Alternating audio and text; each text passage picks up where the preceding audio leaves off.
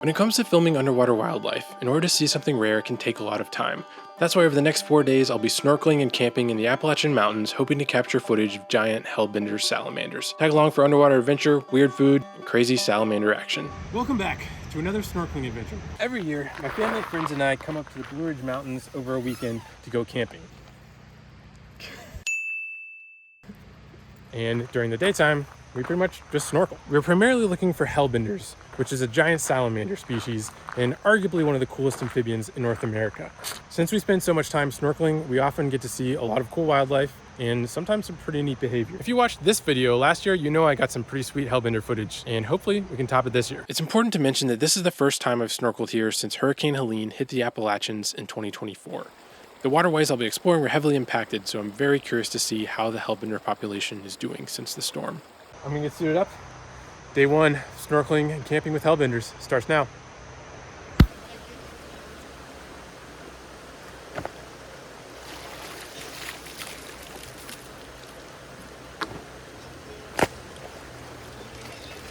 Disaster has struck early, unfortunately. I was pulling on my wetsuit and I pulled too hard. This wetsuit has been through a ton, so it's bound to happen at some point. But my mother-in-law is an expert sewer, so she's gonna try and work her magic and see if we can save the weekend.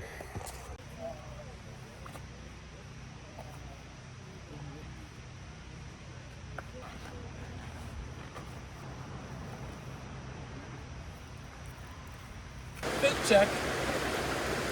The wetsuit bottoms are in surgery, so this is gonna have to do until then. I get a lot of comments about people saying, why are you wearing a wetsuit? Water conducts heat away from your body faster than air. Now, if you're running around and playing in a stream or something like that, sure, you don't need a wetsuit, it's fine. When you're trying to film wildlife, you're trying to stay as still as possible while holding your breath on the bottom of the river. And it gets cold quickly. Hopefully, surgery will be successful. We'll get them back tomorrow. I realize this looks ridiculous, but again, the hellbenders don't care.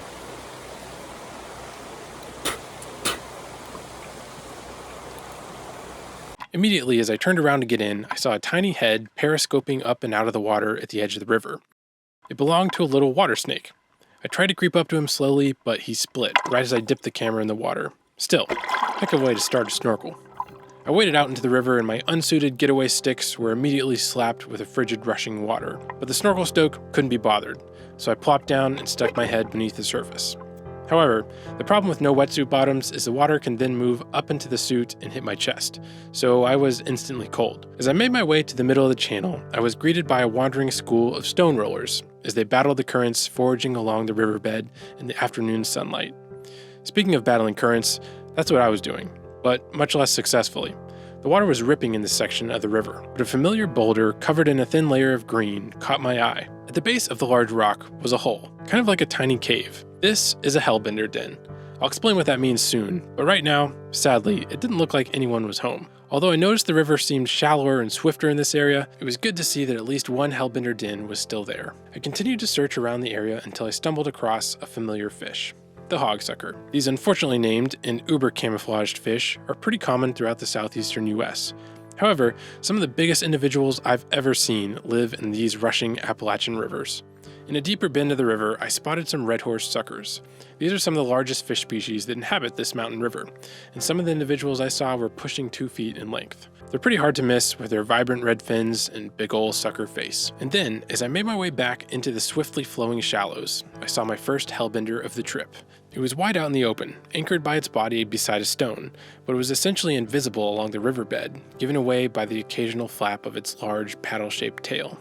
As I got closer, I noticed a white spot on the side of its body above its right forearm. It was an injury that had mostly healed over, and I know exactly what caused it: the bite of another hellbender.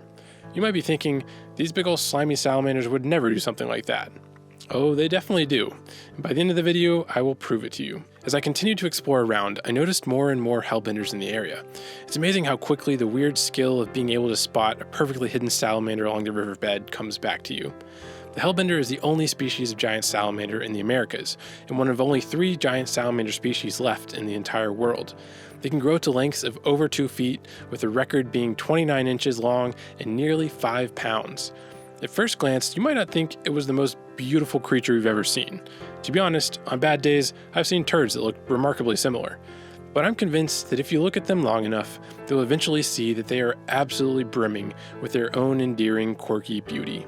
Come on, I mean, look at those little toe beans. I mean, seriously, what's not to love? I'd already seen 4 hellbenders in a pretty small area, but they were staying still for the most part. Suddenly, however, they were on the move. Now, they didn't really end up moving anywhere in particular, but it was clear that there was a lot of energy in this salamander world, and as I returned to the large mossy boulder with the den, I saw the rounded head of a hellbender sticking out from the entrance. This is a dominant male, and this den is one of the most desired locations on the riverbed. That is, if you're a hellbender. This den master is guarding the den in hopes that a female will come and breed, but all the other male hellbenders want to be the den master as well, and as we'll see, this often leads to all-out salamander war. But for today, it seems things on the bottom of the river have calmed down for the evening, but it's a good sign of what's to come the rest of the trip. I am freezing cold. This hand is totally numb, but not bad for a first day of snorkeling. Not a lot of behavior, but still a lot of life out there. It's great to see that one den is still intact, even after Helene, and lots of hellbenders still in the area. So that's it for today. That's what all I can handle. I'm gonna need those wetsuit bottoms to get through the rest of the weekend. But yeah, good start. I'll call it a day. Get back at it tomorrow.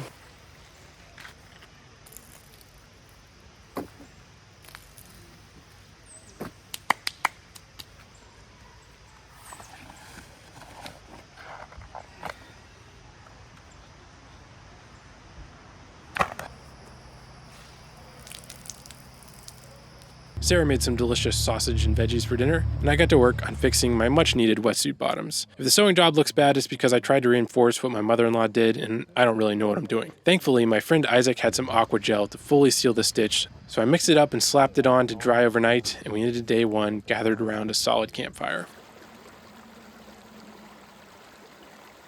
Good morning. It is day number 2. Looks like last night's surgery was a success. Between Susan the seamstress's thread and then Isaac's aqua gel that he graciously sacrificed to the cause, this tear is pretty much sealed. So we should be good. I'm very glad for that because I was freezing my butt off yesterday. With the suit fixed, things were looking up. As we waited for the sun to peek over the top of the forest, we prepped our cameras, refreshed batteries, and prepared for the long day of snorkeling ahead. Hey, look at the camera. Breathe. No. Alright, so clearly last time I did not lube this up enough, so I'm going to try a different strategy this time. I'm going to spray a little bit of my wetsuit lube down in there, add some water, pinch this end up, and grab these ends, and then just slosh it. Oh yeah, this is so much better already. Nice and slippery.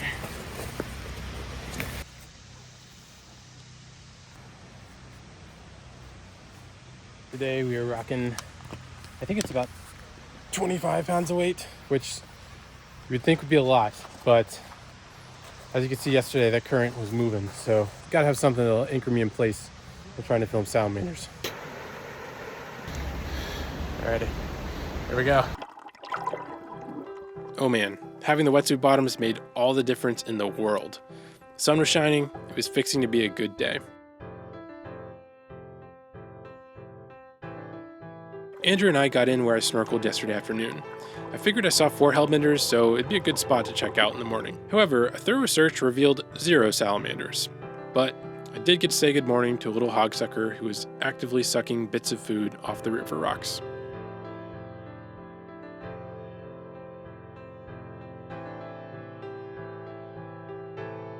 An early strikeout didn't keep us down, and Andrew, Matt, Hayes, and I headed off to explore some downstream sections of the river. We got in a place where Hurricane Helene had clearly left its mark on the eroded shoreline.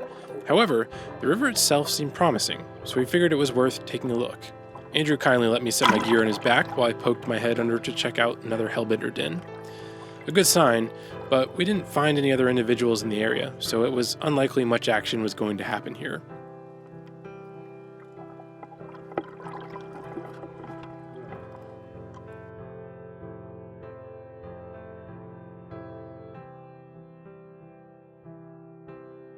search continued for a little while longer, but so far, no luck the morning of day 2.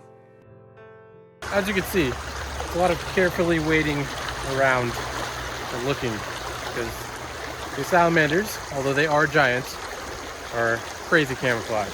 So trying to find some ideal pools to look for fins and just good habitat. And also some of this stuff is just kind of hard to snorkel when it's really shallow. So doing our best not to fall on our booties out here. Eventually, we came to a familiar downstream site where I filmed most of the activity last year. However, the river looked completely different. The main den featured in last year's video was completely gone. Some of the dens go quite deep, and Andrew had a conversation with a researcher who suggested some salamanders could be buried alive and trapped in their dens until they die. It's scary and sad to think about, but just goes to show the potentially devastating impacts extreme weather events can have on these animals. As I moved to a deeper part of the river, a familiar bumpy face caught my eye and cheered me up. The bumpy face belonged to the master architect himself, the river chub. If you're not familiar with this amazing fish, males like this guy will gather rocks into piles using their mouths. These piles then become spawning sites for dozens of species of fish in this ecosystem. Then, weirdly enough, a splash of red caught my eye. It was on the tail of a hellbender, tucked away under a rock. It was another injury, but this one was fresh. You could tell the blood had only recently coagulated in the cold water. Again, it appeared to be the work of another hellbender, who had taken a perfectly sized chomp right out of this guy's tail. How does a salamander inflict that kind of damage? The freshness of this wound indicated we were getting closer to the answer to that question. I took a moment just to watch this scarred salamander as he rested on the riverbed.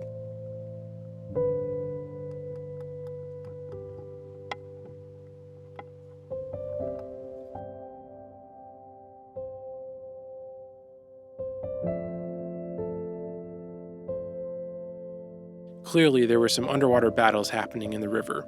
We just needed to be in the right place at the right time. As I explored closer to shore, I stumbled across another hellbender, working its way along the bank in the shallows. It was reassuring to see that even though last year's hurricane had changed the river, the hellbender population, although certainly impacted, had for the most part endured. I noticed an old wound on the top of this individual's head. He seemed to be on a mission, heading somewhere with great purpose. So I decided to follow him. He had to take breaks every now and then, but he kept on moving.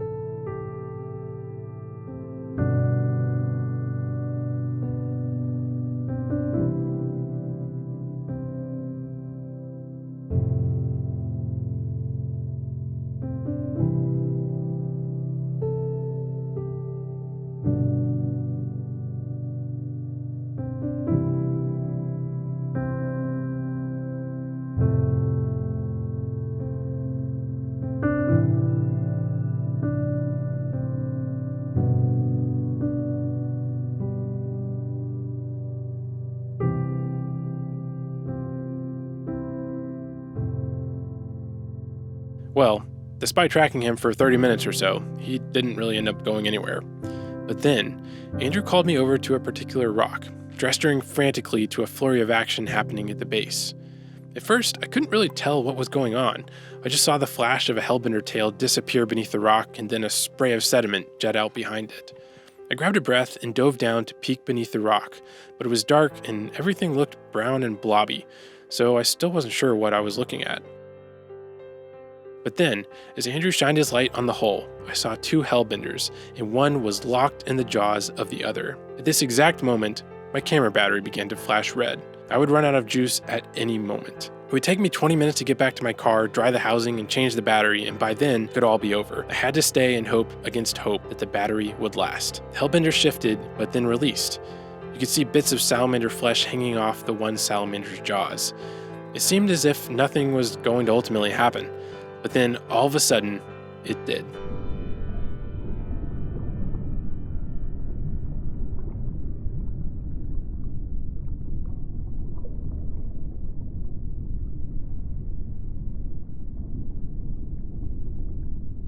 Here it is again in slow-mo.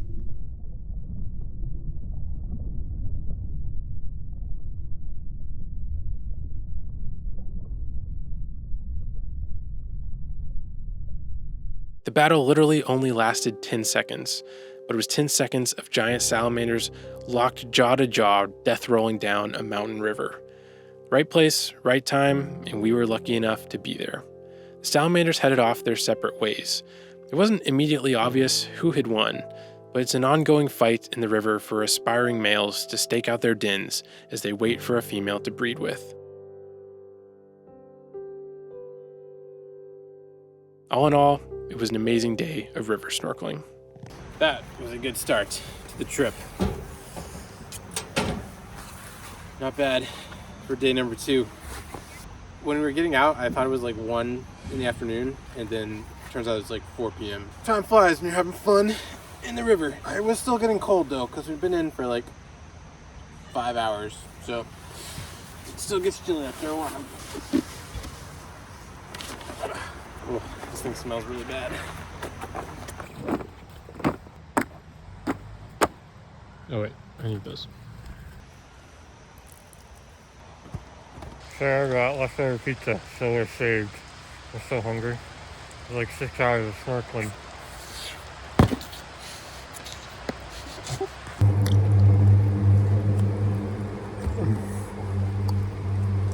That's it for day number 2.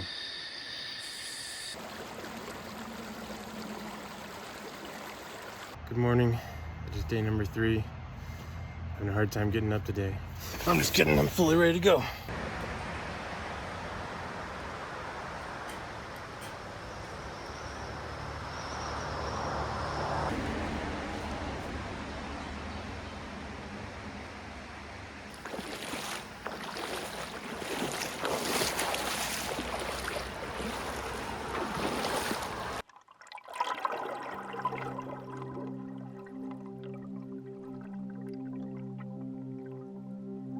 I decided to start off day 3 with my macro lens for a close-up look at the citizens of this mountain river community.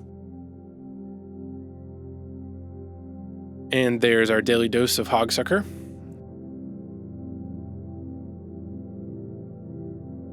Ugh, they're so weird. I love it. I also spotted this decently sized rainbow trout. They're stocked and not native to this waterway, but they are a pretty fish. There was also more schools of stone rollers that would periodically cruise by.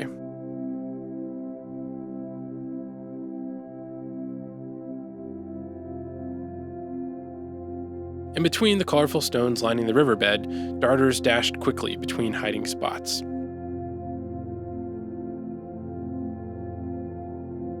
The river chub was also back. I noticed his face was less bedazzled than it is during the breeding season, but he was still looking good. And the last of the fish species I managed to film was the smallest of them all, the mirror shiner.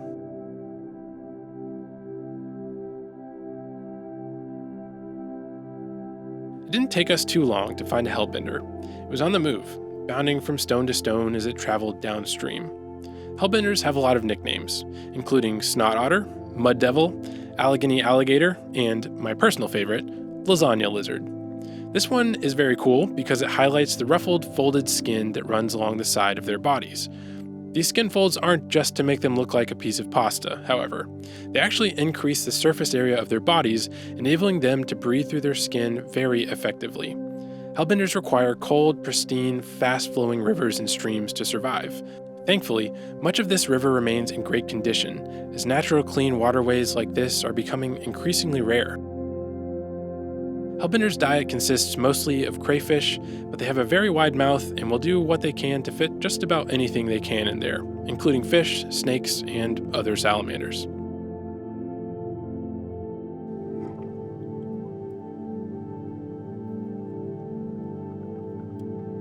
I switched back to my wide-angle lens and continued to monitor the goings-on in the river. There wasn't too much happening this morning, but eventually a few red horse suckers drifted by.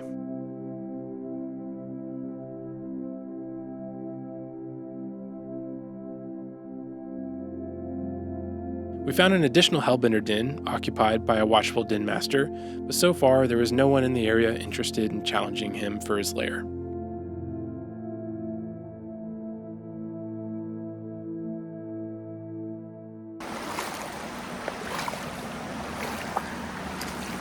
Fortunately, it looks like there might be a bit of rain coming this afternoon, so we'll see how that goes. We've decided to move on to new waters, so hopefully find a little bit of action happening here.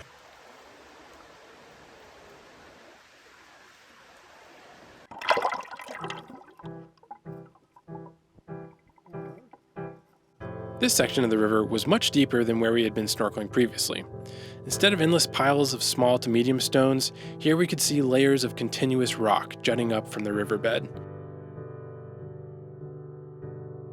I took a breath and popped a squat on the bottom to take in the view.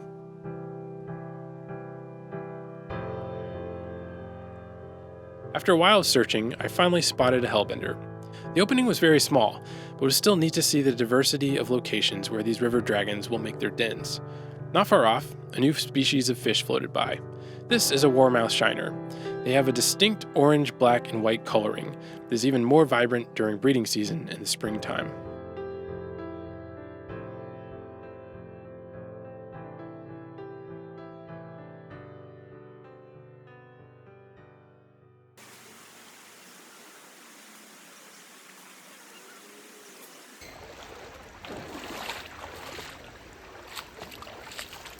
Well, now we're back where we started, so hopefully now the sun's been out for a while, we'll get a little more action, but who knows? What? Quit yelling at me, Andrew. The weather really couldn't seem to make up its mind today, quickly shifting back and forth from blinding sunlight to cloudy skies. I was very impressed by these pair of camouflaged hogsuckers. So many times my brain would think that lifeless rocks would just suddenly swim away from underneath me, but it was almost always just hogsuckers. Speaking of camouflage, how about this sneaky hellbender? The only thing giving away is that ridiculously wide smile. There are about 3 hellbenders in a pretty tight area, so Andrew, Isaac, Matt, and I monitored them to see if a fight would break out.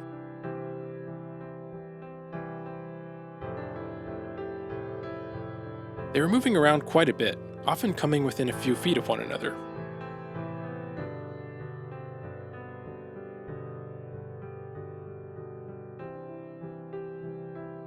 At one point, one even crawled upstream between Matt's legs. But ultimately, no further action passed. The clouds gave way to rain, making the surface of the water begin to sparkle like stars in the night sky above the salamanders. But by this point, I was freezing and exhausted, so it seemed like the proper time to call it a day.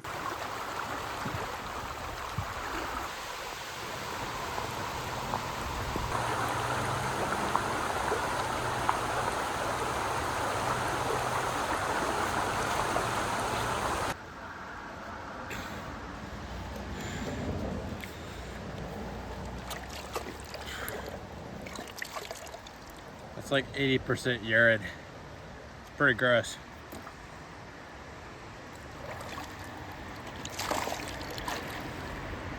Well, still a good day 3, despite the rain.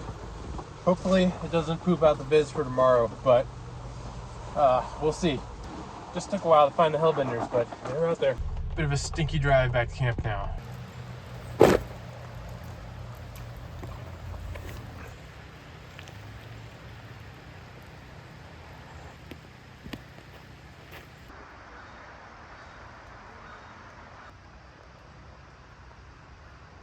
You know the rules. We're camping, so that means we're making a ramen bomb at least once. Going protein focused since we've been snorkeling a lot today, so we got some protein Idahoan instant mashed potatoes, chicken, top ramen, and then also some canned chicken. Without further ado, let's get this ramen bomb started.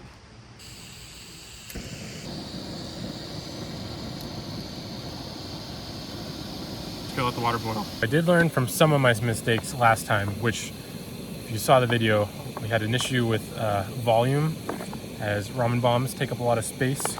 So today we got the container of top ramen, so hopefully it will hold more volume. This stuff comes with little goodies inside. Veggies here, chicken seasoning, and flavor sauce. I'm gonna try not to, oh my gosh, what's happening?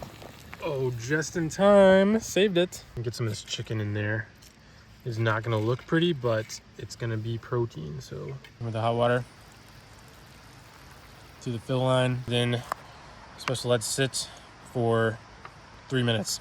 All right, roasted garlic, protein mashed potatoes going in.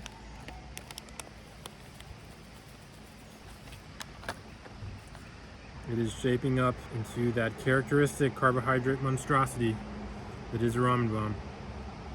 It's looking kind of brown today. That's a little unfortunate. This is very, very tannish brown looking meal. I'm pretty sure this is gonna taste exactly like it looks. There it is. It's brown, it's dense. It kind of weirdly looks like applesauce. I don't know what's going on with that, but here we go. Ramen Bomb 2.0.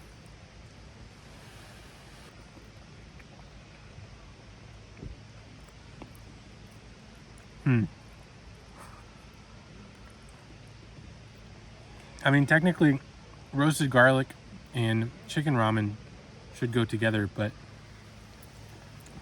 something's off. This one just gets a 5 out of 10 as camp food, and then as regular food is a 2 out of 10. So not great today, but hey, I snorkeled a lot today. This is gonna fuel me up, so no problems here. Cheers.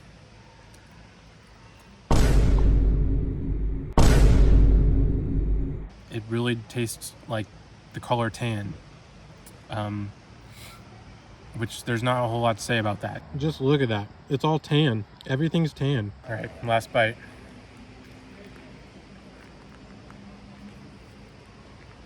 I ate it all. I really didn't want to, but I ate it all. I'm not gonna use that recipe again. Maybe it was the protein instant mashed potatoes. I don't know, but never doing that again. No, not good. Too much tan. Good morning. It's day number 4, the last day of the trip. Probably not gonna be able to be in the water that long, so we gotta make the trek back to Florida. We're still gonna get in so we can say goodbye to the hellbenders. If you remember the knee pit chafing from last time, it's back. At this point, pretty much everything just smells really, really bad. All right, we're gonna take some direct hits to the knee pit. Hopefully that helps. One last time. It's so cold and wet. Ugh.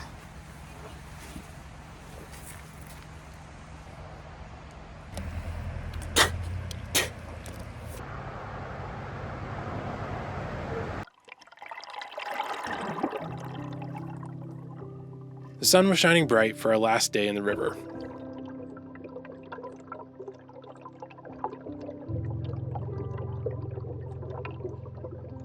Nothing like a hogsucker first thing in the morning.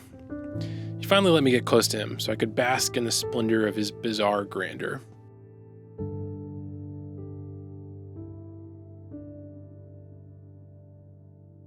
Top of the morning to you too, Mr. River Chub.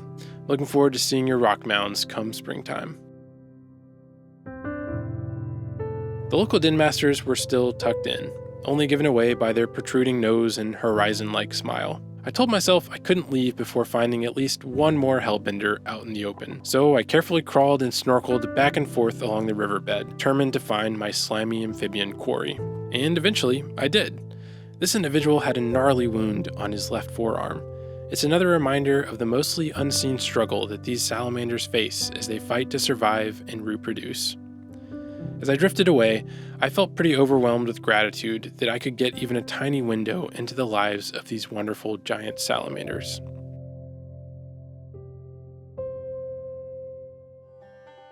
I talked to Andrew later that evening, and he told me that after I left, that day in the river ended up being the best one yet. Hellbenders were shedding their slimy skins, fighting, and it was the most action he had seen the entire trip. I was happy for my friends, but I was really sad I missed it. It just goes to show that if you really want to see all of the wild stories these underwater worlds hold, you have to be there. The river doesn't care how low your battery is or how cold you are. You're either there or you aren't. You either see it or you don't. But more often than not, even when we are in these beautiful places, we're often oblivious to the life and stories happening underwater, right under our noses.